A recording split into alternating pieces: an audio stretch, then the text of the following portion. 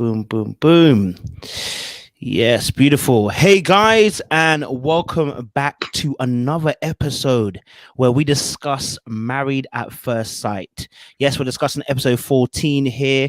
If you watched it, then you already know there was such, I guess, heated moments. One or two, maybe the table situation. Somebody was saying they didn't like somebody's behavior and calling somebody else out and not being able to look at their own behavior. But we'll get onto that person. We also saw as well my favorite people. You already know my Miles and Karen. You already know I'm on somebody's neck. So I appreciate the conversation that Miles had with Woody. So that for me was an eye opener too. And I think there's gonna be some great conversation today around relationships and marriage, and also as well calling things out. Should we be calling things out? If you see it, should you call it out? If it's foolishness, do we call it out? So yeah, guys, yet again, we're here with our favorite paneled guests. We're here with Curtis and Sophie. I will allow them to introduce themselves as always, and then we'll get into some really good, deep discussions. I'll let Curtis go first, and then let a lovely Sophie go after to introduce yourself. Appreciate the panel opportunity. This is Marriage UK. We have those discussions, same as we're having here, around relationships, marriage, single or divorced. We're talking about it, helping people navigate that challenging, confusing, and difficult journey. That's me. Okay. And as my name says, I am Sophie Hannah. I'm a content creator, so I do a show called Ethnically Speaking, which comes on YouTube, talking about current affairs and political issues and just everything in between. So make sure you check that out. It's called Ethnically Speaking. And for everything that I'm doing, just go to I am Sophie Hannah. I am Sophie Hannah on Instagram. I am Sophie Hannah on YouTube. Subscribe, trying to get my numbers up this year. So help me to hit my little goal of 200 subscribers this year. Beautiful.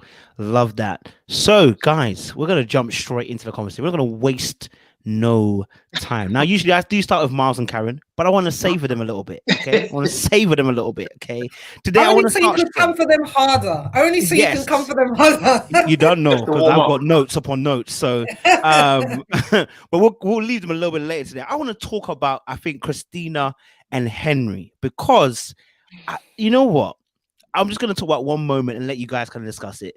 The moment for me, I think that really got me in my feelings was when Christina decided on the table to start talking about Brett and how she felt like this person is an person and she's encountered people like that. And then started crying as if she was the one that was dating the brother.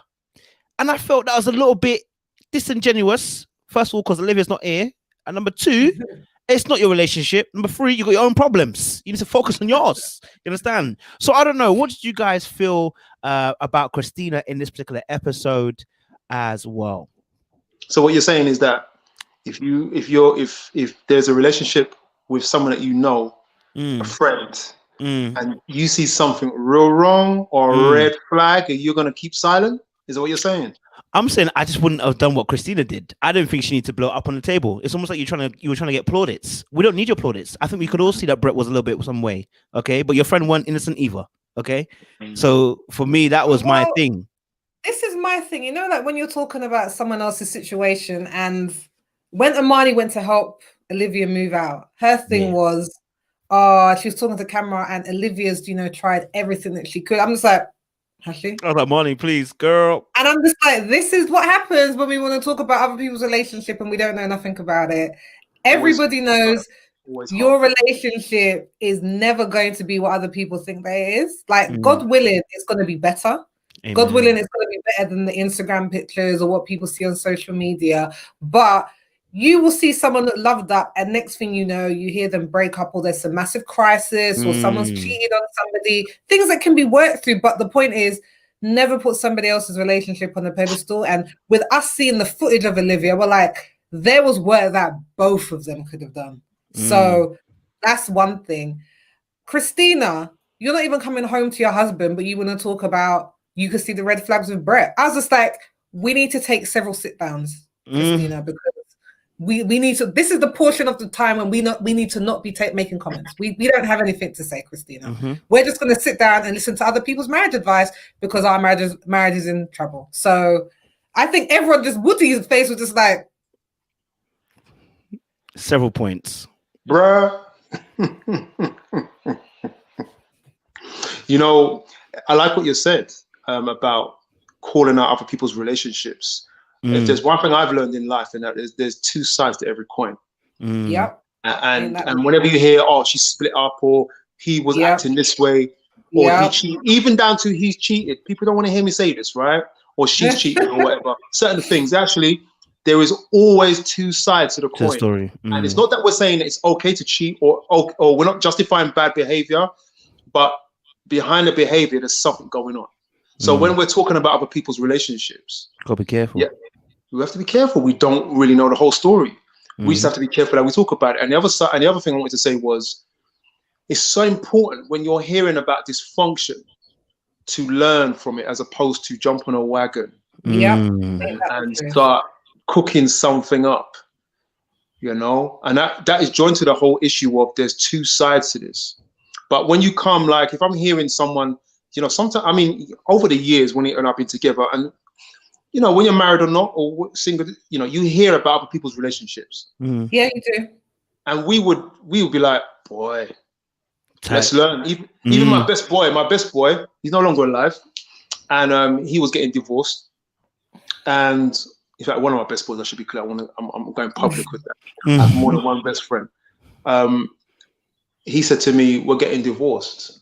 And I was like, bro. So then when we had spoken to him, the same night when he and I were up saying, let us learn. I'm not here. I'm not going to pick her. Oh, she's this, he's that. Let's learn from this. His failure is for our benefit too. So I'm not going to be poking sticks at someone else's relationship and trying to pull it down whilst it's struggling. I'm here to just say, what can I gain from this experience, man? Yeah, I think that's 100%. Same thing with me and my husband. We heard about some people that we know who are having some marital issues going on, and there's been some infidelity. And we were just kind of like, you know, given the right circumstances, that could easily be us. Like, what are we doing to make sure that, you know, somebody else, that we're watering our garden and not thinking about how good it looks over there? Because we were saying it's so easy to get caught up in infidelity and the newness and the excitement. It's like, oh, my wife just talked to me about taking the bins out, and we're just talking about mortgages and house prep. And whereas this other person, oh, it's just fun all the time and exciting. But I'm like, it's not real life. So, but we're saying it could very be easy us if we don't take for granted what it is that we have. And always realize it's always going to take work, because you could leave your spouse and go and get with someone else, and then you're going to still have the same work. There's still going to be work. Yeah, like no relationship is perfect, and the reason why I can say that so easy, because it's every relationship. If you've had a friend that you've been friends with for 10 years, that relationship is not what it was 10 years ago. And in order for it to have grown as you've grown, you've had to probably go through times when you've had to learn and grow and forgive each other, even as friends, let alone in a romantic relationship. So, you know what? There are some. I like what you're saying. There are some things about my marriage we don't want it to. I do not mind exposing or talking about. Because number one, because I actually don't care what other people think. It's water off my back, because my focus is my domain. And when I decide to talk about someone else's relationship in a way that isn't really productive, only a reflection on who I am and how my relationship is. Do you get me? I find that the people who talk like that tend to have just as much dysfunction as the people that they're talking about. And obviously Christina sadly just kind of fell into that trap. It's a trap. And I think obviously it alludes to then moving on to when the way she was talking around the table and letting things out. There's stuff that she's gone through that she hasn't spoken about, which is all connected to how she used the word lies. She lies. She lies. Yeah. I'm gonna sneeze.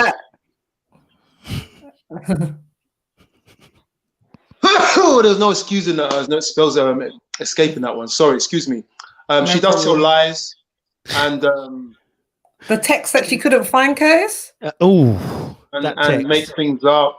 My husband was watching that, and he was just like, "How if you ever and then you can't find the text? We can't find the text." And listen, don't come with lies like that in the 21st century. Where everything is backed up on the iCloud. Yeah, and you can find my phone is linked to my watch, linked to my desktop. I'm just like, don't come with those lies when you have nothing to back it up. And she was just like, and he's good, because I'd have been like, no, we're gonna keep finding. Don't worry. I studied journalism at university, and as one of our modules, we had to go to the local courthouse, sit down and watch a case for free, a real life court case, and then we had to write like a 500-word essay on it or whatever. And when I went to this court case, it was so interesting, but I'll spare you the details. They pulled up text messages from 3 years talking about, you said you weren't in a relationship, but text message at 10:07 said, and this said that. I'm just like, don't come, like everything is backed up. So don't come to me and talk about you want to make some big assumption and talk about my sexuality and then don't have anything to say where you got this from. She was bang out of order. And I think from what she said, she's, in my opinion, obviously gone through abuse. Obviously. When she talks about that letter to her past self, and she will say, you know, people are gonna do things to you, and like, you know, how you're gonna feel about yourself because of it, and you should be saying, you know, you're gonna feel like you can't stand up and say no, but if you don't like it, if you don't enjoy it, you should say something, and it's gonna affect you, and you're gonna. And I was like, all the things that have happened to you are going to put, I'm just like, she's obviously talking about some form of abuse, whatever that is. And I very much take that into consideration of where she is, but she obviously needs to go and work through that and process all of that, because I wouldn't be surprised if the line is linked to that. I wouldn't be surprised in her mind, if my husband doesn't want me sexually, then there must be something wrong. Apart from the fact that, well, actually the relationship isn't going well. So he's just like, I'm not just going to jump on you because we're married. So there's a lot going on with Christina. I did say something's happened to that girl. I don't know what it is. Yeah. It's in the language. Yeah. And the behavior. And you know, we mentioned last week, it could be that she is just one of those sexually open kind of girls. But a lot of the time in studies, the links are clear. I'm not saying I know, but the links are clear. It's a combination of things that just say, and it's sad because this is the amazing way that God looks at us sometimes. It's like you are both a culprit and a victim at the same time. And so I kind of I sorry for her, but come on, Christina, man, come on, you know, when she's 30, come on, push through, man. I mean, what do you mean by push through? What do you mean by push through, though, Kez? Oh, what I mean by that is I want people to go deeper than their symptomatic behavior. You know, I want people to push beyond acting up. I'm not going to blame Sophie for my actions and manipulate her because I'm not dealing with my stuff. I've got to push through the surface of who I am and reach in. I'm glad you asked me because it's good to clear that up. The thing is, I think that what you're saying is right, but only if you have the tools to do so, and she doesn't. Right. I think that you sound like somebody who has either sat down, read some books, gone through counseling, and is just like, I now have the awareness to know I need to deal with my stuff and not make somebody else answer for the things that I haven't resolved in my own life. And I don't think Christina has looked at it or worked on it at all. And the way that she's coping in a marriage is showing up that you need to deal with this. Like Henry has some issues. And like you said, Henry's a problem in some ways, but you're going to keep having this problem in relationships if you don't deal with the issues that you're going with. With her, it's detrimental. Henry could probably slide through a lot easier and he will find someone that will tolerate, but for her, it's detrimental. But this brings me on to that issue of I'm very frustrated with the counselors for not knuckling down on some of their issues to help them get through to the side of that wall. Do you know what I mean? These are walls that have gone up protective. protecting their hearts. And I'm like, counselors, Calvin, Dr. So-and-so, come on, help them knock these walls down. Just do something. Don't just let us be watching these guys be dysfunctional, because this is life and death. You know what I mean? Absolutely. And you're absolutely right. I think it is life and death, especially with Christina, because like you said, I think the dysfunction that she has, I always say this, everyone's got a bit of dysfunction in them, right? But certain dysfunction is destructive. That's the problem. It's like her dysfunction leads to destruction. And that is where the problem comes from. So it's not malignant, it's destructive. And unfortunately, we've seen parts of it. So and it's funny that you said it earlier on as well, because the mercy that she needs is the same mercy she couldn't give to Henry. So when Henry was given his exposure about how deep he felt about his own insecurities, she couldn't give that same mercy, right? And again, like you were saying, that's almost a reflection of herself, you know. So she couldn't give him that mercy, and she needs that mercy herself. But absolutely right. I think this is where the counselors are absolutely quintessentially needed, because as Sophia said, sometimes you just can't see the dysfunction in yourself. Like, you know it's there, but you don't have the tools to even reach in and see yourself that way. And not everyone's built to be introspective. I think a lot of people move very fast in life, you know, but they people don't slow down. So it's very hard to then look at oneself and go, wow, do you know what, me, I've got a lot of darkness in my areas. I need to work on these parts. So I think for Christina, she just needs someone to get a hold of her and say, listen, Christina, sit down. These things that you're doing at the moment is mad. Because not only that, she actually justified the reason why she lied. I just need that. You have to deep it. The person who they lied and justify that they lied. I was like, Christina, you can't justify. You know what I mean? So it's that kind of the dysfunction. It gets to a critical point. I don't know if you want to speak to that. This is where you need friends who hold you to task. Well, her friends didn't do that. You need at least one that will say, what are you doing? I hear this. Also, Henry. I got to talk about Henry, because as much as we're slating Christina, Henry was a little bit cheeky this week. He was definitely cheeky this week, because he had lit for everybody else's relationship, but he himself was talking in circles with Bennett and Miles and Woody it wasn't Woody. I think it was Bennett and Miles, basically on the couch, when he was kind of saying why things weren't going too great with Christina, but he wasn't really saying anything. Like, he was talking in actual circles. And I was like, Henry, if you're going to talk. If you're not going to talk, shut up. You weren't talking. He said nothing. I mean, he said nothing a lot. When he talked, I was just like, what? I'm not sure I understand what it is you're trying to say, Henry. And I think that Henry is not utilizing a space with people who are getting it a lot better than him. And there is people at various stages. So I think with Miles and Karen, I know we're going to come on to that, so I'm not going to touch it too much. Just wait. Hold on. Miles and Karen, we saw in the game show, like, there's obviously a knowing of each other there. Yes. There's obviously there. With Bennett, we see that those two have a bit more of a knowing, Woody and Amani. So my thing is, like, if you're around people that have skills that you don't, Henry, open up and say wagwan, so that you can get maybe a little support or manly time to really talk about what it is that is going on, how you can make it better. He completely squandered that opportunity. And sometimes I want to congratulate him for sticking at it.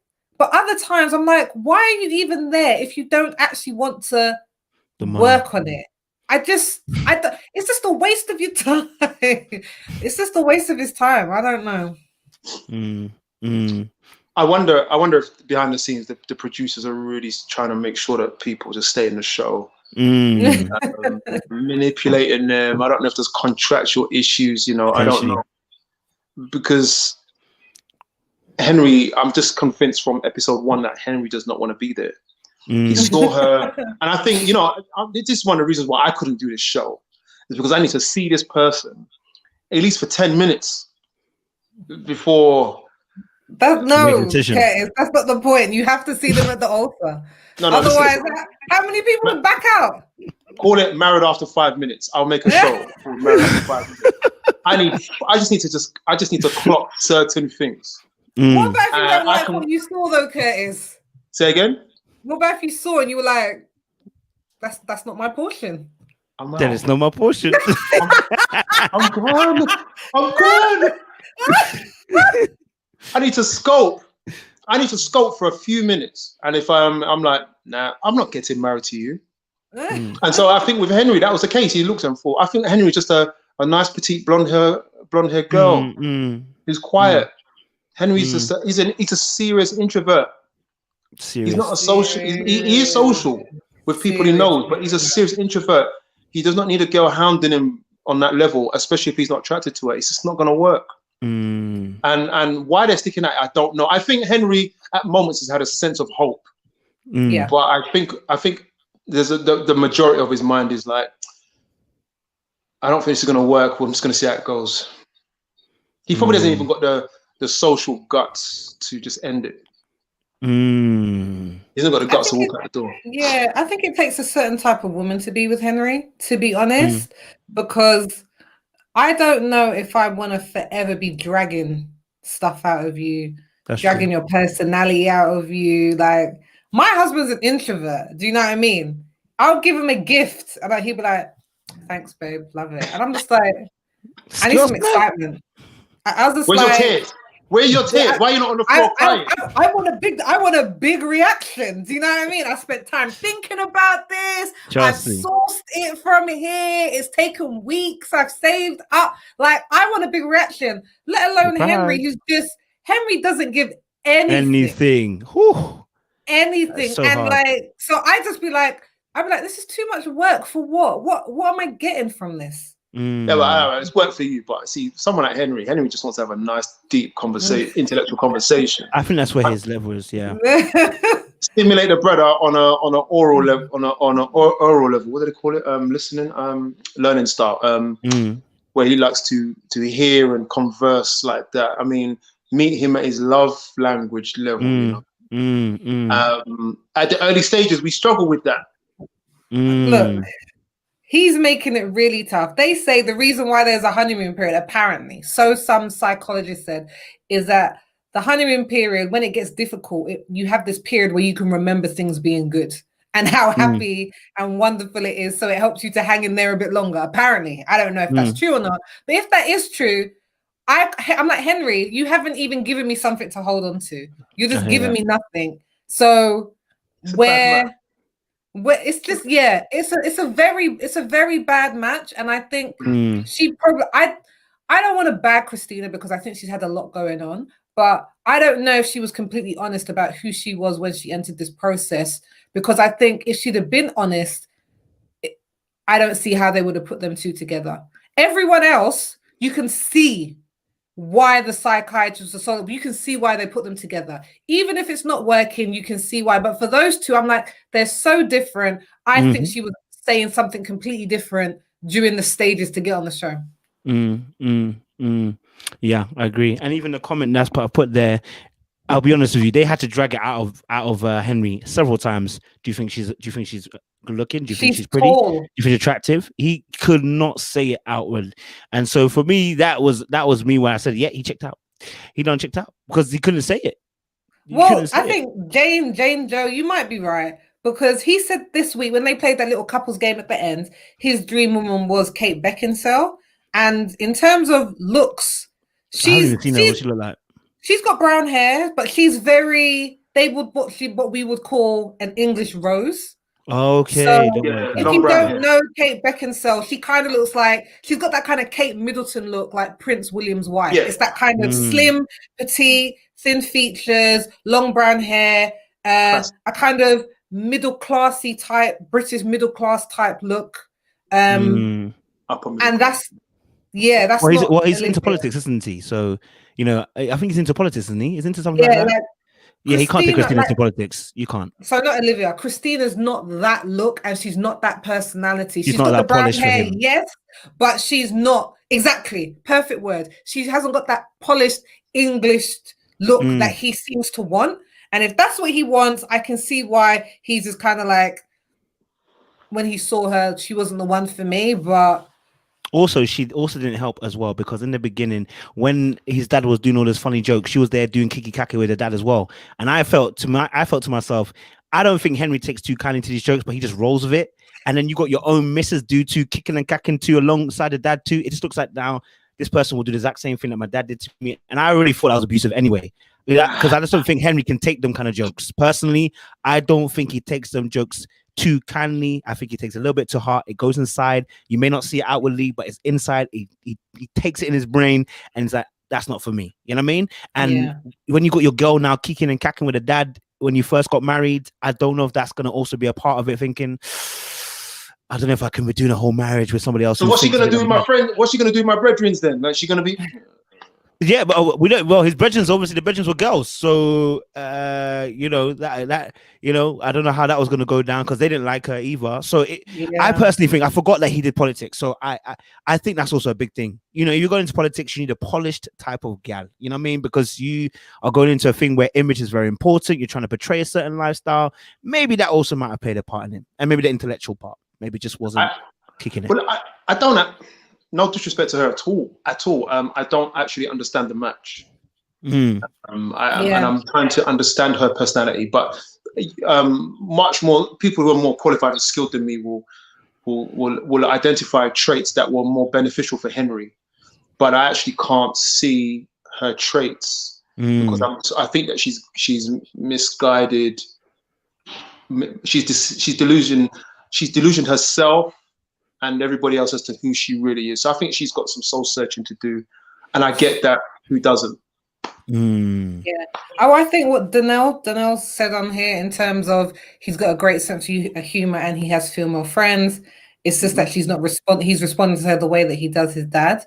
I think that I can see certain aspects of why the councils put them together because she's much more vivacious and outgoing. She likes people, she likes a good time. And obviously it might have balanced him out a bit because he likes people, but maybe it would be a bit of light and shade. But I honestly don't think that she was honest about her temperament and this and that, because their temperaments in terms of the way that she reacts to things and blows up is not in line with Henry whatsoever. I think because she's been seen to not be honest, I'm wondering if she was honest in the process. I don't think she was when she was being chosen.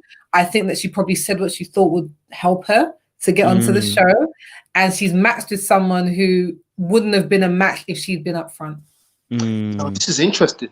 This raises an interesting point because that tells you that personality differences aren't the major point or aren't the major issues of contention. It's how we choose to communicate and how we present ourselves and the care we take of each other. Because almost everybody, almost everybody in the group is an opposite of some shape. Yeah. Maybe apart from Amelia and Bennett, who I want to tear up in a minute. I will give you that chance, don't you worry. But opposites are, I mean, for me, Juanita and I are fairly opposite and we balance each other out. I need Juanita in my life every day. And so I think that it's important, but then what makes us work is how we work with those differences. It's not that we have differences. You know what I'm saying? Because it's one thing to say that differences are good and that we complement each other. Because I would say the same for me and my husband, but it doesn't make it easy, especially not in the beginning. And I would say my husband and I are in the beginning of our marriage because of the same things that balance you out are the same things that frustrate me because I'm just like, I wish you were more like me. Because if you were more like me, you'd be so excited when I gave you presents, but you're not. And he's just like, that's just not me. And so hold on, Sophie, would you like someone just like you? Not to say you wouldn't want your husband, but would you appreciate someone just like Sophie? This thing, no. We wouldn't work whatsoever. There'll be too many emotions flying about the house, emotions all over the place. Because I am I wouldn't say very emotional, but I think I'm much more in touch with like my feelings than my husband. Like he's very much like, he was much more on the logical side in terms of if there's a decision, he's just like, he'll be like, the emotions are pointless. We just need to make a decision. I'm just like, how do we feel about it? Yes. How do we feel about it? And he's just like, Sophie, let's just make. So I can understand it helps, and it's really helped me a lot to put my feelings to the side in times when it's a situation I'm like, I can't have an emotional reaction. We need to get down to business. So it's definitely helped. But there are times when you don't want to hear that. You don't want to hear what your partner's saying with their different opinion and their different personality. You're like, no, I want to act how I want to act, and you need to co-sign with me. But the point is, the balance should help you to be a better person. I think, you know what, as you're saying about differences, it's making me think. I don't think differences are a problem. I think obviously, I think it depends on the type of differences that you're able to handle. So, for instance, like you're saying, I think even my missus, she's a bit more impatient than I am in certain things, and so because I'm okay, see, I was like, okay, cool. She's impatient. Okay, I have to kind of like recalibrate my mind and go, okay, cool. That's her thing. You know what I mean? And I think that's where the key thing comes in. Can you understand that difference? I think that's where you're able to be more tolerant. If you're not able to understand the difference, or there's not enough information to be able to understand the difference, then I think it becomes a very hard task. You're asking someone to do a lot of work. So though they had differences, Henry and Christina, I think you were asking a lot of Henry. You were asking Henry to become a counselor. Like, you're asking to become a counselor for this woman. Like, there's no beef against her. And also the same thing for her. You're asking her to be a counselor for Henry, because he's also got deep lining issues that he's also dealing with. A lack of okay, let me just, I know we've spoken on this one before, but that part where he said, I don't care about the confidence. I said, you lying, Henry. You lying? You know you want to sort that out, but you're scared. And that's okay. Yeah. But he wasn't in a safe space to be able to say, actually, I hear what you're saying, and I agree with that point. I do want to be more confident. But because he felt like he was under attack, he went into, I don't care about the confidence. What's confidence? Confidence is nothing. Well, let me ask you guys a question, because I need this from a man's perspective. So, okay. The beginning of the episode, we saw Henry having some sit-down talk with Woody. Oh, yeah. And being much more open than he was on the retreat, and a lot more open than we've seen him being with Christina at times. Definitely. What is it about being more open with your guys than with the woman that you're married to? Like, because I was just like, this is the level of honesty we need to be having with Christina. Why are we having this with Woody when Christina is the one you're in a relationship with? Good question. Go on, Curse. Why? I like that we did that. I think there's a combination of things. I think it's commonality, shared experience, and then secondly, which is alluding to is connecting this point to the next, is safety. So Christina is not a safe place, and I think you can easily be in a relationship where we can do everything but be honest, and that's because you're not safe. Because if I tell you what I'm really thinking, what are you going to do? You're going to fly off the handle. You're going to say things. You're going to chat to your mom, chat to your friends. You're going to cry. Can you just listen to me and hear me out without? Because I'm already struggling with this thing as a guy. And if I think that I can't tell you, which is the fear that Woody and we won't go there yet, they don't have. But probably because Amani has made. I'm going there, innit? Because she's made a safe space. She made it very safe from the earliest point. So Woody took a chance. Henry can't take that chance anymore. He'll be shredded. Because what she did was she tore him up before she gave him a chance to be open. So she exposed, basically what she did was, and this is about safety, she pulled his trousers down and then said, be honest with me. You can't do that, and that's why that's a wild he will go to a guy. Sorry, that was a funny analogy, right? I love it. He will go to a guy expecting that, man, have you had this experience before? Or I can trust you, because guys don't really talk about guys' business. Yeah. So I think it's partly more about commonality and safety.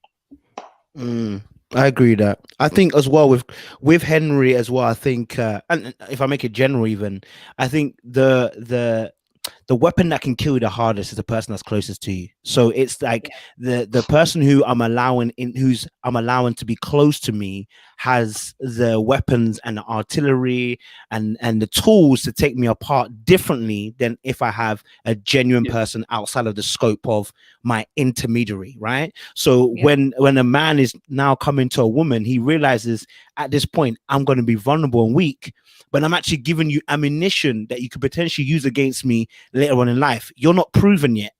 And this is the thing, when in a relationship, you haven't proved. Henry and Christina had never proved yet that she was a safe space to hold information. Like if I know your mouth leaks, I'm not going to tell you certain things. So if I don't see that you've proved to me that you're a safe space to talk about certain things, I won't tell you. We do it with our friends as well. We know what friends we can go to tell them about your marriage. And you know some other ones you definitely ain't going to tell them about your marriage because they run around the whole town. But they're still your friend, but you know what you can tell them. And I think that's the same thing here, that the person has to prove that they are as safe for your information. You know what I mean? And they will keep that stuff to themselves. So I think that's why Henry can talk to everybody else but Christina. You know what I mean? I guess. You know that when you say that, don't get me wrong, some guys are just stupid and go out there chatting because they're stupid like that. But it has to be considered if you find that your partner is not talking to you or talking to other people or likes to be around the guys, you really should at first ask yourself the question. Like, what am I doing to contribute to that? Yeah. And that's guys and girls have to ask those questions. Yeah. Switzerland. You need a Switzerland in your relationship, yeah, man. So you were talking about the fact that Amelia and Bennett, isn't it? Amelia and Bennett. Now, obviously, they are residents of happiness. They are residents of, AKA go with the flow. You know what I'm saying? AKA compliment one another, write a letter, but it's not really about your missus, but it's about Pikachu, Pokemon card, or whatever. So this episode was interesting. I mean, he wrote a letter, and I don't know if Bennett did it on purpose. I don't know if Bennett was just not thinking. I don't know if Bennett just thought this would be cute and it'll be funny. Maybe this is part of our relationship kind of thing. Bro, I don't know. Bennett is Bennett. That couple smelled of Lenore until that moment. If they walk past, they flowers and birds are flying around them, but the cracks will show. And I saw this week was that Amelia was showed that she was affected by his lack of care. I think that having fun is one thing, but now she's seeing actually. I think Bennett is. I got a lot to say. Go for it. This is the day to day, boy. You know them guys who their mum's always bringing them a cup of tea in bed. When you come home, when you come home and your clothes are folded and your bed is made for you. Sophie, am I lying? Sophie not laughing because she put her tongue into the side of her mouth. She was like, I know this one. Like you preaching up in here. I don't date boys like that. No. No, I'm not saying you dated boys. I'm just saying that's a red flag. That's a red flag. Bennett ain't ever seen a kitchen. He ain't ever seen a washing machine. He ain't ever seen. And I'm not disrespecting the guy, but I probably am in a way. I don't mean to. But I think that he's had a light life. And that is a self-centered life. And Amelia was just like, hello, can you just show me some? I think they've had a lot of fun. Yeah. And the honeymoon nest has made them not even see. It's blinding. It blinds all of us. Yeah. At first, there's a lot you don't see. But then when it all starts to melt down and you're like, right, okay, this is who you are. You're all about you. You're all about you. Am I lying? Do you know what? I'm going to stick up for Bennett a little bit. Oh, no. Because I think that he just misread the situation. That's what I think. I honestly felt that letter. I was confused because I thought it was about to go somewhere deep, but it didn't. He just literally talked about his Pokemon card. No, it was deep. You just missed it. Missed it. Okay. It was deep in the wrong way. And then there's probably a bit of lacking of emotional intelligence there because she went first. If me and my husband had to read a letter and I heard what he wrote and I'm like, oh snap! You better make something up, man.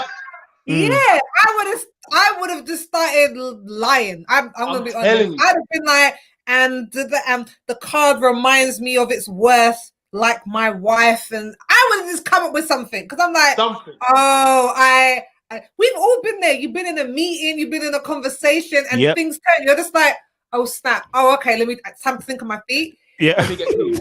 Yeah. He missed it. He missed it. But I think in general, maybe this is a reach, but when he was saying, get the card, protect it because it's worth £20,000 and you don't even make that in a year, I was just like, sorry? I think that's where a lot of people were, especially in the threads. I was just like, Bennett, I was just like, that was too deep for you, isn't it? It was too deep. Well, I was just like, first of all, I'm just like, maybe he's worried about money. Maybe that's what he's worried about because he's not making a lot. But I said to myself, 20 grand, why are you so reluctant to pick up and move to where she is and she's a doctor? I'm not gonna lie to you, I was saying the same thing. You can't open your mouth. Because when I got married to my husband, we were living in different cities when we got engaged, should I say? And we were like, who's gonna move? And then we found out a system of who was going to move according to my job then allowed me to work from home. So I was able to move to where he was, into his city. But if I'd have been on some 20 grand job, you'd have been like, babe, let's down. Get your ass down in now. He opened the front door and you was there. Is there? Why are you even opening? Babe, you can find a 20 grand job someone else. You don't even need a degree for that. And I don't mean this in a bad way, but I'm just it's like, and he was like, I don't even have a lot going on for me. And I'm just like, then pick up and move and go and start a life somewhere else and get on. Confused. He's light. He need a little fire on his tail. He need a little fire on his tail to say, wake up, because how you live on that wage and eat and pay bills, how do you live on that wage? And don't get me wrong, you can earn whatever wage you want, but when you're married, you have to turn up a little bit different. And he's got to, for him to say, I don't know what I'm gonna. He wants to do. I don't know. I think he does entertainment. I think. Theatre director. Yeah, and there's gonna come a time when that is not gonna work, bro. And COVID must show you that. So it's like, I know he's built his house, he can just live, but he's got to buy food. Man, if my wife was like, look, man, I'm gonna be a doctor, I'm gonna move to Manchester. I'm like, yeah, I'm there as well, innit? If I'm on 18 grand a year, I'm coming with you. I'm not even like be difficult about it. No. This is I true. don't understand it, but we've got Marquella. Oh, you see it? Yeah. I don't know. Sorry if I've gotten your name wrong, my love. But she was saying Bennett had his own place and was making his own making do on his own though. That's true. And Amelia was living with family. I think she was living with family personally out of convenience, not because she couldn't get her own place. I think Bennett, COVID has probably affected his finances a lot, but I think for what he's making at the moment, I don't understand why there's a reason why he can't try it somewhere else for a bit and see how it goes, because he's selfish. He's self-centered. I don't know. I think he's just not with it. I just think he's just not with it, Curtis. I feel like he's still quite, he seems a bit naive in life. So I think some things that he just doesn't really clock onto at the moment, because even when she called, and props to her, she said to him, I thought it'd be more about me. And he was just like, what? What do you mean? I was just like, I get that. He's just not with it sometimes.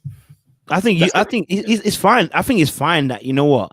I think it's fine that he wanted to stay, but I think on your own, remember that it's you and it's only you. When you are now going to get married, you now have to sacrifice the you in order for the team. Okay, and I think that's where the issue is, because like she had a residency and she's going to earn quite a lot of money, and her idea, and the thing is maybe the inner man of Bennett is starting to come out, you know what I'm saying, where it's like, hold on, I'm following her all the way around, because she already said from the beginning she was going to be a doctor. She said she wanted a man that was going to be able to stay at home because of her job was going to be quite demanding. So she already established this is what she wanted. No, I'm being real. She, from the very beginning of the episodes when she started, she said all of this.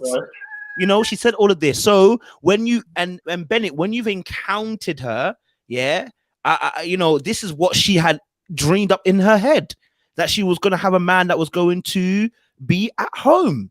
As far as she was concerned, looking after the kids. What else did you say? She was like that. Yeah, that was going to be his job. Why wouldn't that be his job? He doesn't earn enough. You don't have a choice, bro. Is the millennial sinking in now? You don't have a choice here, sir. You don't earn enough. You understand? Like, it's that simple. You don't earn enough to have a discussion point here. You need to go where she is. Yeah, you need to go where she is, okay, and then work it out from there. You know what I mean? I'm not trying to beef it. I'm just saying. No, but do you know what? It's true, and maybe no one's living in that house without a toilet, please. I don't mind. I don't mind my husband wanting to be a stay-at-home dad. That's not an issue. But I would want him to have something that he was passionate about. He is passionate about the house. Passionate about staying at home. Yeah. I think. But I Sophie's like, nah. See, Sophie, you don't even believe it with your chest. You don't believe that with your chest. She's like, I won't mind my husband stay at home, but he should have something going on. Huh? I'm like, I think that's because my dad always had something going on, and sometimes it wasn't always the job that he wanted to do, but he was like, I have a family, so needs must. So for me, I don't mind the guy staying home if I'm earning a lot, but I don't know. I would want a guy who's got his own little passion. A passion. Yes, it's the arts. It just doesn't earn enough, as you heard yourself. You know what? That would be fine. If he was passionate about the arts and doing his thing and had time to do the kids and things like that, that's fair enough. Fair enough for Bennett. But everybody has to hustle, man. Everyone should hustle. That's why I say he's got to go where she is. He ain't got a choice. That's why he's. Yeah, I think he does. 5, 10, 15 grand a year. Just hustle. Everybody needs to do something. Every little helps. If your wife's earning a big enough job and you're in a job that doesn't earn as much money, I don't have an issue with that. It's just that, well, yeah, as Fiona said, he's a CEO of his theatre company. He can grow and make more money, and that's going to give him more flexibility in his job than being a doctor would. Hey, listen, bills don't get paid by air, man. I mean, you can't just build a house. You can't just build a house and think that taxes won't come to you. Taxes are still coming. You're on a land where taxes are up to people's ears. So he's got to find a way. That's all I'm saying. Again, whether they choose to stay here or go there, at the end of the day, at the moment, I think he can compromise. I think he can go where she is because he doesn't earn that much at the moment. He can He can reset this company in another area, bro. Like, do you know what I mean? Otherwise, if you're saying we should stay here, then she's got to find a way to change that residency. And if there's no way to change the residency, then we're going to be stuck. So I think a compromise here is just like, listen, bro, you can pack up your... Like, for instance, I do YouTube full time now. If, per se, my missus has to stay in London, I've got to pack up my stuff and be like, Megan, because I can move. So we have to work with what we're working with within that situation 100%. And not try to be stubborn like, because I like my area and I've got mad connects here. Yeah, I'm mad comfortable in Birmingham. Trust me, I don't want to be anywhere near London. But if I can move and it would help the relationship, I'm gonna move. Because again, it's not it's a team thing. And I think that's the major thing we're looking there. It is, and it's really difficult, especially when you've grown up somewhere, because I lived in London and then I moved to where my husband was. And when we first got married, if there were arguments, I'd be like, but I moved cities for you. You won every single argument. That's how you won it, isn't it? You feel right? I moved my life for you. But you're right. You can't. I had to get to the point and I had to be like, I can't keep saying that. It was a choice. You didn't force me. And I did what was best for our marriage. And I can't hold that against you now. And I have to be on board with the decision that we both made because it was best for the team. And it's very difficult.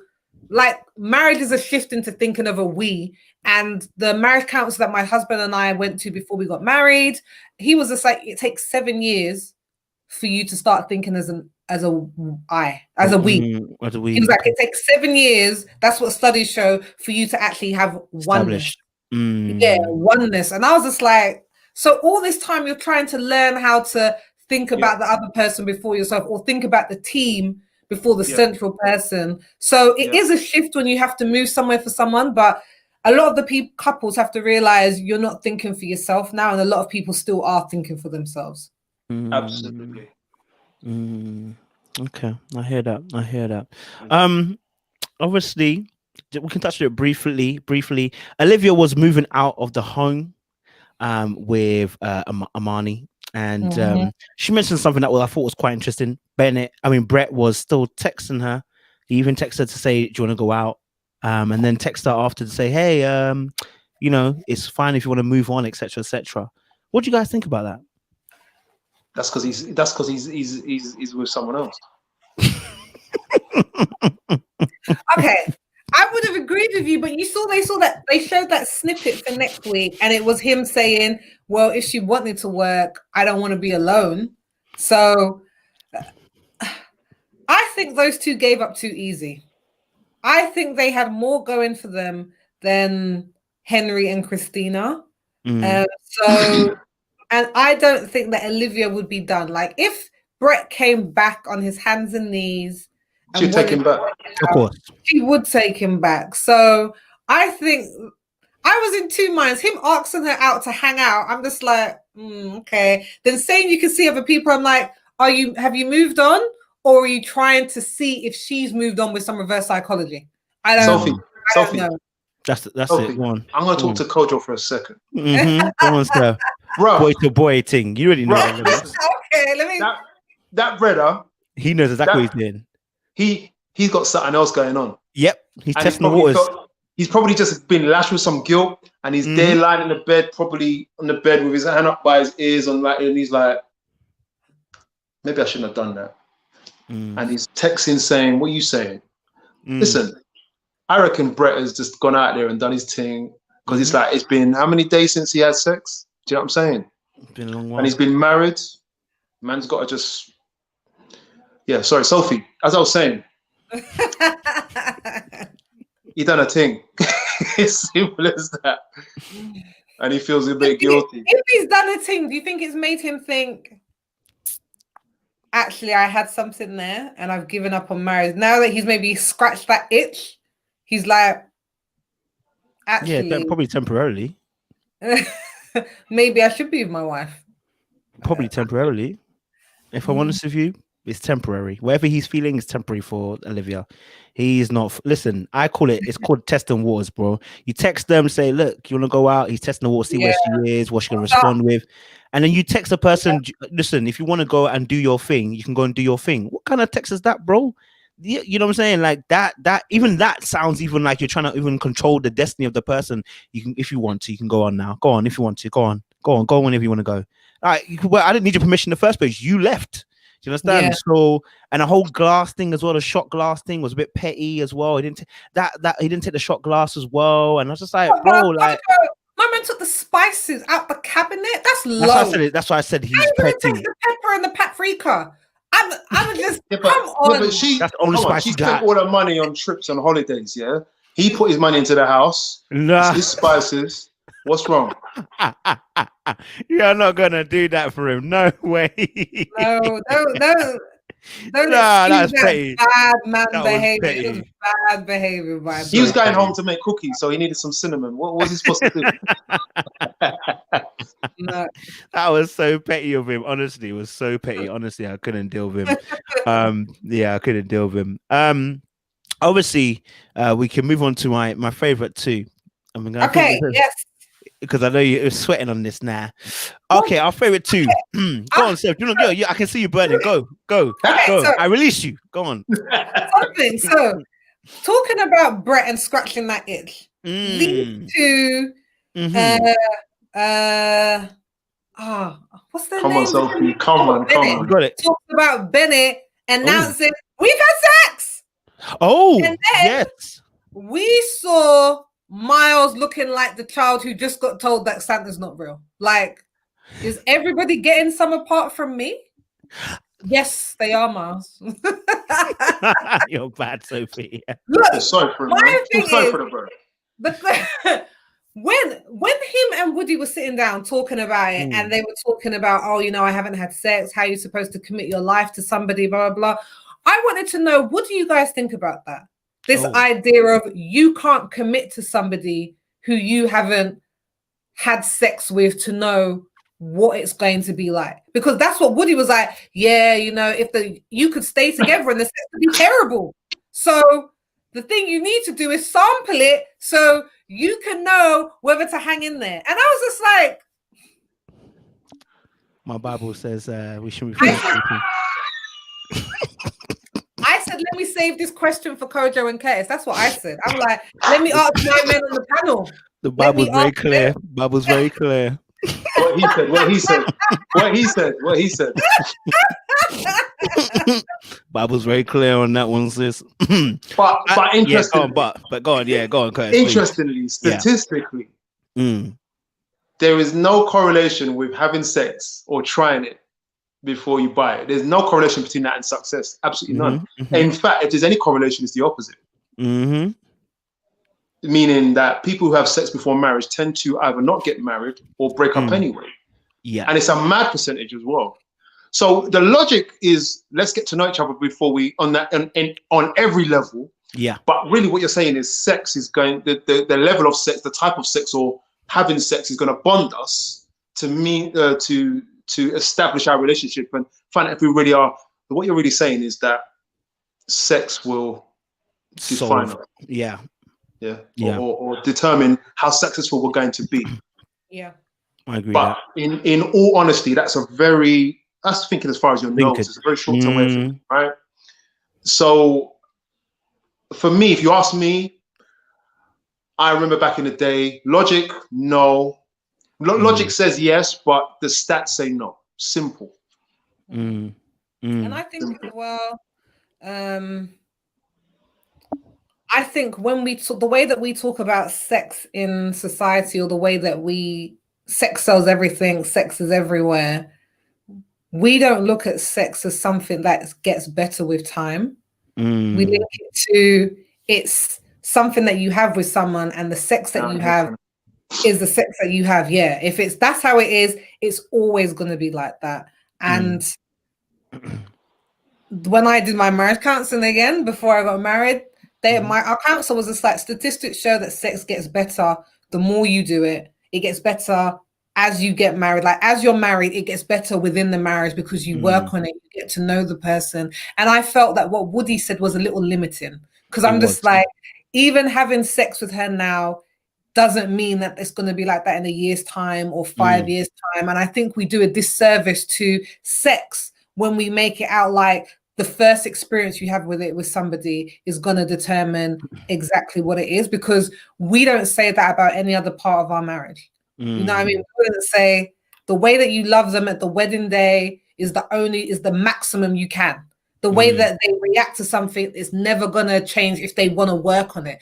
Everything can be worked on. So I think that with I think that was kind of limiting what he said, but I do think that Karen not being willing to have sex is making it very clear that she only sees this as a very good friendship. I don't, Say it. You can say it, sis. The question that I have for Karen in terms of, she's waiting to know if she can trust me. And I'm just like, I would have said, how many men have you waited 4 months plus to have sex with, Karen? Because I'm pretty sure you're not a virgin. So bada bing, how long did you make them wait? Because I'm pretty sure there's some guys you slept with in under 4 months, and I'm married to you. So don't shot me that line about waiting to feel comfortable with someone so you don't have to do it. And I'm the sort of guy, and he's a good guy who's going to sleep in the bed with you and be like, I'm gonna wait. Just be honest that you're not into this. Don't make it seem like it's about time. It's not about time. She's lying. She's lying. They lived together through a pandemic. What more do you need to see from him? I don't know. Listen, I think she's slightly waking up now. I think they've both slightly woke up. Miles is like, what the heck am I doing? Yeah. Karen is like, sugar, I need to get to know this guy. I tell you, man, just self-deceit is a thing, Go on, sir. Self-deceit is like, some people are waiting. It's like, one of my colleagues got a car, and she's driving a car, and the engine management light is on. You know what that light means. that yellow light with the engine sign in it, right? It means there's a major problem. And usually the problem is expensive. Yeah. Yeah. And about a month, she's driving a car and she goes, yeah, the fan's always rolling. And I'm like, oh my gosh. I said to her, you got to fix that because the engine's going to mash up. Then she said, 2 weeks later, I said, how's the car? She goes, it's the same. I'm like, you really going to wait for the car to mash up on you? Go. Because I said to her, if you take it to the garage, let them tell you what it is so you can see if you can get it fixed for cheap. You know what I mean? Yeah. 2 weeks after that, still going. And then she's like, I'm changing the car because the damage that is done to the engine is worth more than the car. Yeah. Come on, man. Like, are some people really going to wait to that point where they got to change everything and it's not even worth changing now?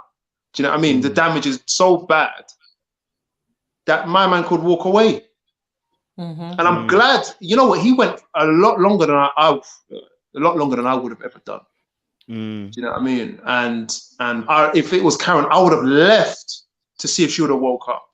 I couldn't take that level of, and I call it abuse, man. You know, it might be mild, but it's still abuse.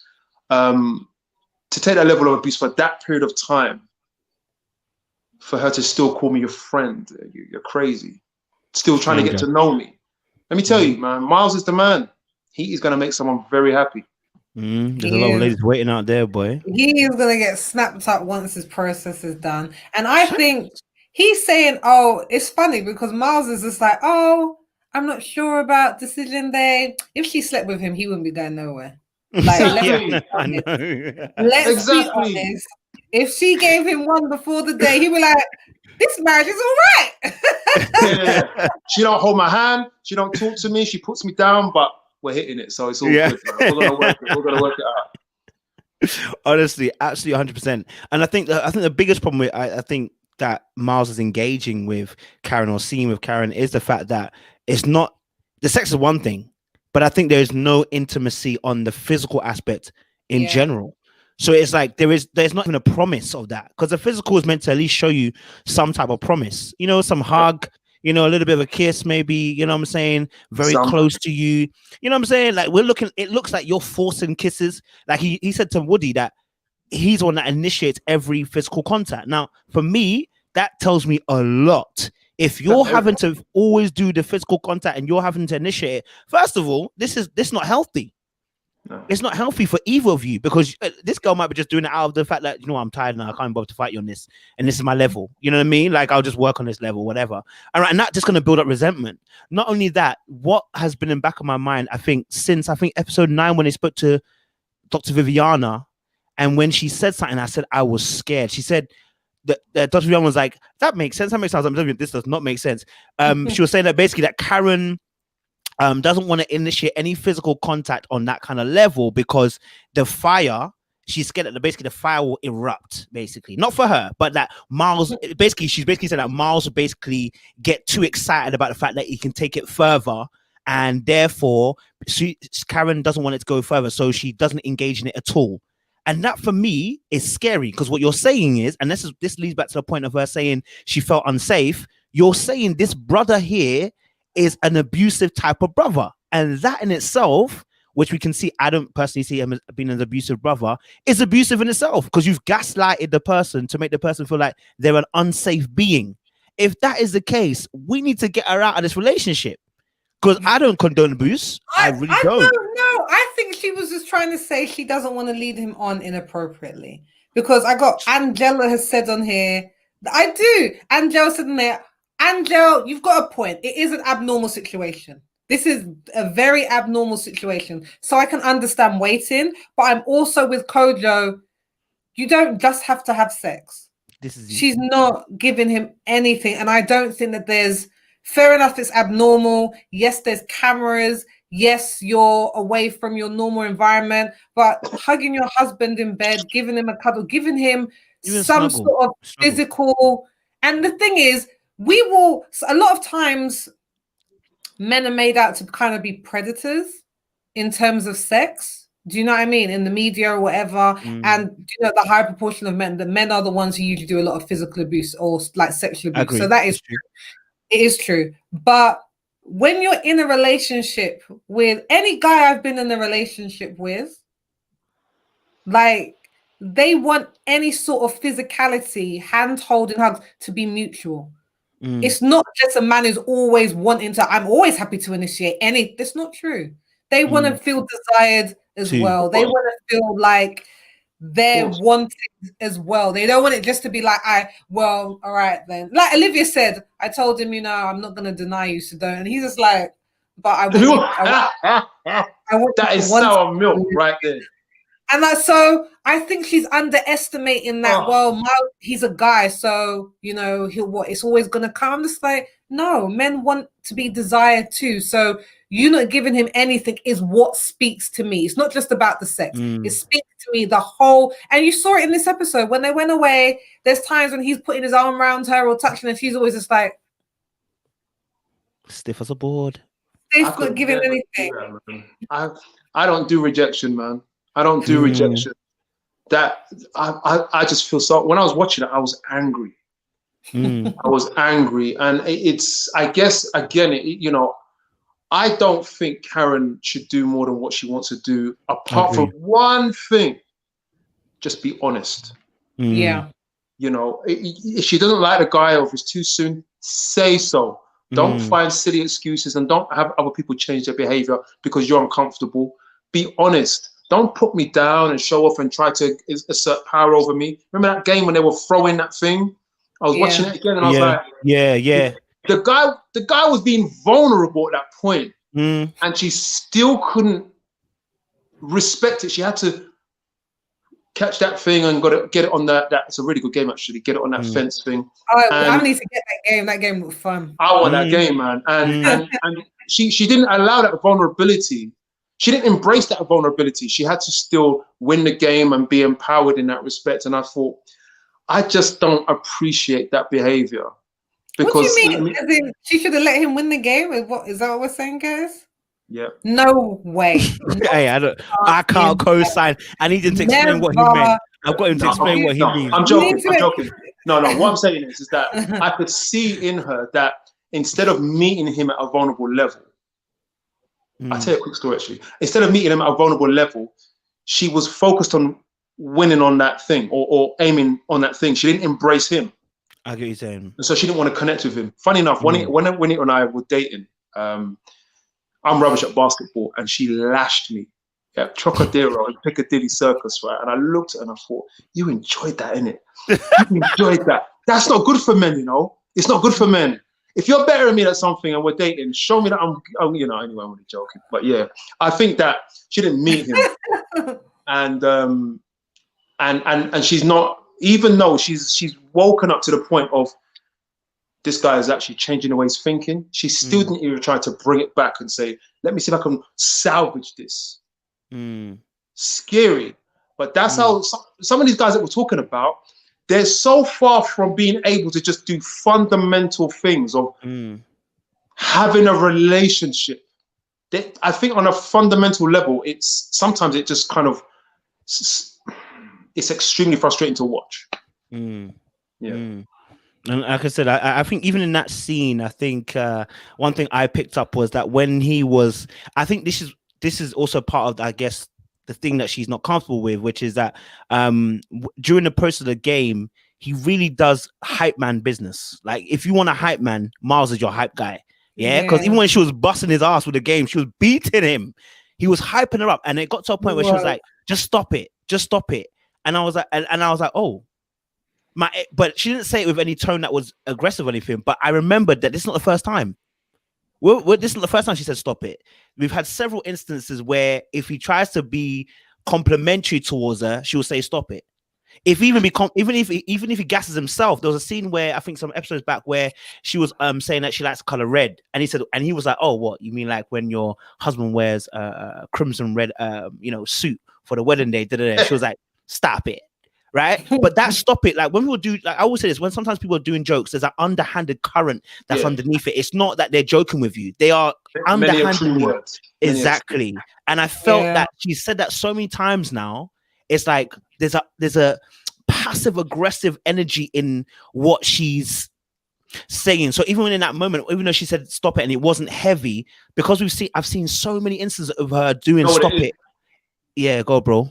No, I'm saying you know what it is. You know what it is. Oh, even when it's done harsh or when it's done soft, we know what it is. And it's not what you're saying. It's that that's how she's choosing to handle affection. I mean, interestingly, I'm saying it again. There should be a part of the vetting process. Maybe it's possible where people are assessed on if they can handle a relationship. Because Karen clearly Christina cannot handle a relationship right now. And maybe there's a way of faking the process, but some guys are not. It's not that they never should. It's just right now, they're just not. They just haven't got that capacity. Do you know? I don't know if Karen doesn't have the capacity for a relationship, because I think if it had been somebody who, for her, would have been a masculine, as she typical wanted, man, a typical masculine man, and I say that in quote marks. I think that we would have seen a very different Karen, and I think when she tells him to stop it, it's her stopping him doing things that I think she feels borders on effeminate. Yeah. So I think that's something that she hasn't been able to get her head round. And I think it's going to be to her detriment in letting go of a guy that is a very good guy. Like any guy, he's just a good guy. Are we saying he's a good guy because we like him or because she should like him? I don't think she should like him. This is my thing. You don't have to like him. Like you said, Curtis, she just needs to be honest. Because this is the argument I had, because I've been reading some of the threads, right? And a lot of the threads, they really want to back Karen, and I just can't do it.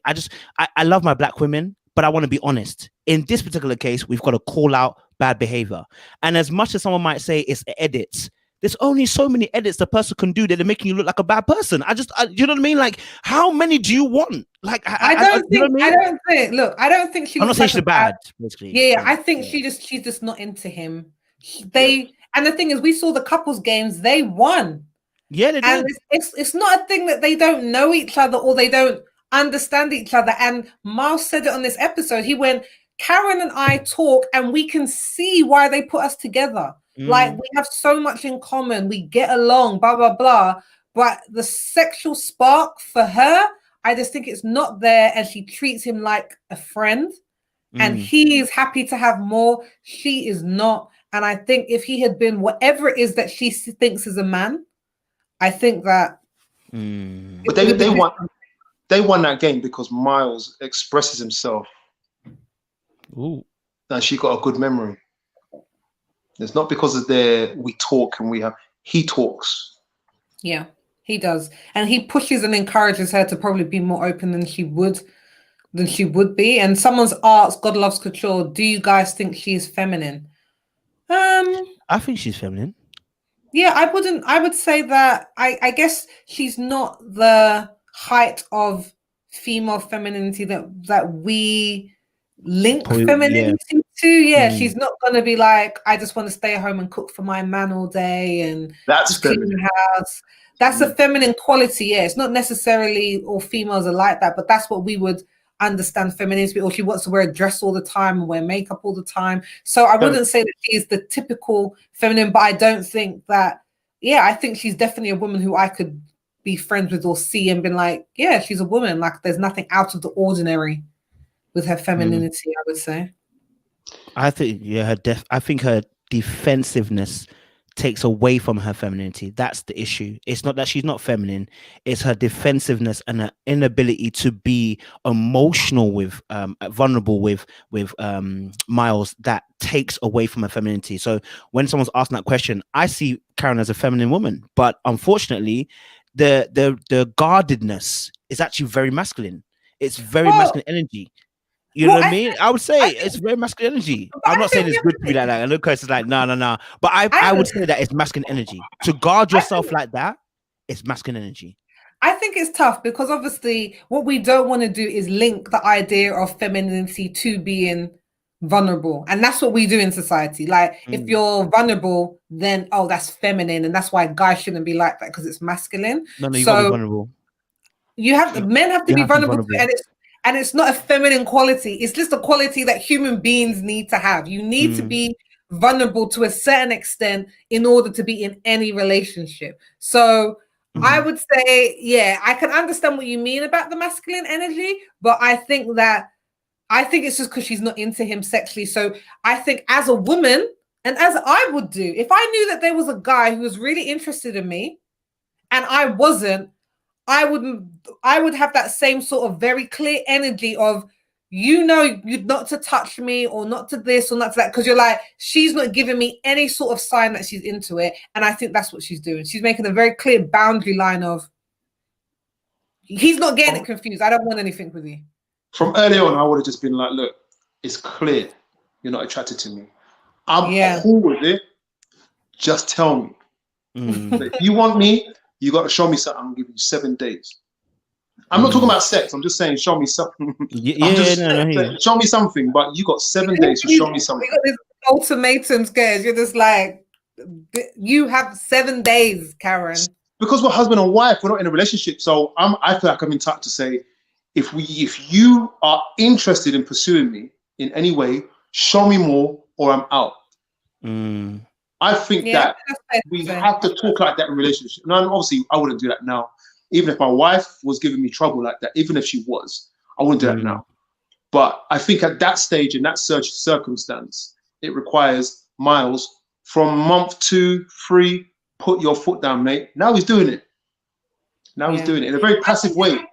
Yeah, go on. Yeah, and I think as well that you realize in relationships, you don't have to wait until marriage to realize this. But I don't think, maybe it's because of Miles's age. A lack of physicality is a sign that something else is going on in the relationship. Like, if as you were saying just now, Kez, because it made me think, you were saying if Juanita acted like that, you would be like, it would be different now you're married. Because if Juanita suddenly didn't want to have any sort of physical intimacy, there's something else going on. It's not the sex. There's something going on, and that's what I need to talk about. And I think Miles is just assuming, it's just that she doesn't want to be intimate. I'm like, no, there's something else going on, and you need to get to what that root cause is, because there's something that's driving this. I'd have told her. I would have told her. All we need to know now, all we need to know is the 4 months they've lived together. Yeah. Miles says she hasn't initiated a kiss, not even accidentally, touching the shoulder, nothing. Listen, sex is one thing. I mean, you can get sex and not get any affection like that. They're completely different things. Yeah. And I tell you something, if I was getting sex and not getting any affection, at some point I would have said, what's going on? Added to that, just to add to that, you know that she obviously said in the last episode that affection for her, showing affection is natural, and yet I'm not seeing no natural ability right now. You know what I mean? It's like the person telling they can play football and they touch ball and the ball come off the leg. It's like, bro, you said you could play ball and I'm not seeing no techers and no skills, and it's the exact same thing. So that's why I'm saying that there's something we're not seeing. Like, nobody's asked Karen to be sexual on the screen. We're not asking you to do anything extra. You're showing us on the screen that you don't really want to get close to him. So there's something not connecting. You guys, come on. You've had women who have been interested in you. You haven't liked them, and you don't accidentally touch their shoulder either. You don't guide them out the room with your hand on the small of their back. You don't do it because you're like, I don't want to give them any sort of mixed messages. Exactly. So you're just kind of like, I'm gonna keep it very like. Let me tell you, funny. Every time I speak to Curtis, I love it. He's like, sis, yes, sis. I was gonna say, that's my thing. Do you know what I mean? And I'm thinking, this is a man who has very clear boundaries with women that he speaks to, and he speaks them on a level to know what sort of relationship it is that we have. Men know how to make those boundaries clear. Women know how to make those boundaries clear. And the fact that she hasn't even touched him in passing, bro, it's not an accident. It's conscious. She's made a conscious mental decision not to show him any affection. People, we have to learn from Sophie. She knows what she's talking about, you know. The world needs to know what you're talking. They need to know. You need to know, like, I like when I listen to you, Sophie, I could tell it's so important, and I probably part it down to your personality type. and the fact that you're so expressive, that it's so important to be open and honest about your marriage journey or your relationship journey. It's so important, man. Just put it out there. Have no fear. This is who I am. This is who I feel. This is how I feel. This is what if you want to, this is what I've been through. This is how I feel. This is what I like. This is what I don't like. I don't know why. I'm just putting it out there. This is how I feel. Just say it. Just say it. And she's not. She's not. And he's trying to interpret. And it's very clear. And I think if he had gone on this a few years later, I don't think he would have been confused by the signs, because the signs are very clear. He would have matured. And the problem now, I saw him in his in the review show, innit? And he's got his hair cut different. He's got more of a beard going on. I'm like, Miles looking like the man now. He's been losing weight. He's done a few things. And Miles is the man now. So it'd be interesting to see how these next few weeks go. Yes, I can't wait to see. Well, guys, that brings us to the end of our conversation today. I hope you guys enjoyed the spectrum of viewpoints. I could tell today we had some of us we disagreed. I like that. Today we didn't always agree. I saw some of our faces like that point was a bit, you know what I mean? And I love that, you know what I mean? You can't always agree, so I appreciate that as well. I hope you guys really did enjoy the conversation. If you have your viewpoints, when the video ends, just comment on the underneath it. As well. Hopefully we'll get to check out, obviously the episode comes out I guess tonight for Americans, but for us it'll come out tomorrow, but we'll hopefully get to see a bit more into the journeys and stories of all the people on the show. Again, I want to thank my very polished panelists. I'm going to let them say their goodbyes and plug where they can be found, and we'll conclude and go along our way tonight. Go for it. Yeah, I'll go first. Listen, this is Marriage UK. We have conversations. We've been doing it for the last 4 years around marriages, divorce, being single, in relationships, dating, you name it. We talk about it and we help people navigate that journey. So visit This Is Marriage UK on Instagram and YouTube. Thank you. And I am Sophie Hannah, content creator on YouTube. So follow me at I am Sophie Hannah. I'm also on a show called Ethnically Speaking, which is on YouTube. So type that into the search bar, check out some of the episodes. But follow me on Instagram as well. I am Sophie Hannah. Follow me, trying to get my numbers up this year. So yeah, just go over there right now and press follow. Beautiful.